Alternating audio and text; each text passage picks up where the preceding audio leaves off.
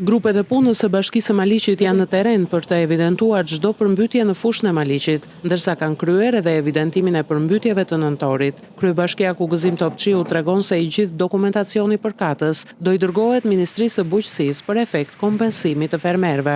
Po ne kemi bërë një evidentim të përmbytjes parë të datës 23-24 nëntor, ku figuronin rreth 800 hektarë të cilat ishin të mbytura.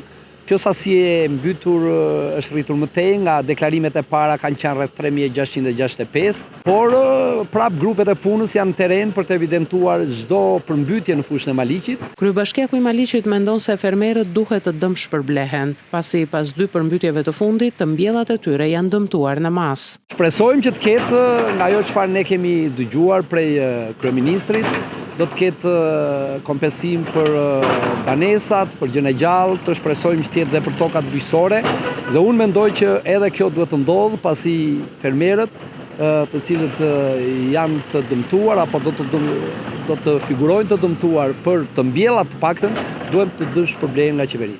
Në fushën e Maliqit ka ende një sipërfaqe të madhe toke bujqësore që është nën ujë, ndërsa ujërat janë tërhequr nga shumica e tokave.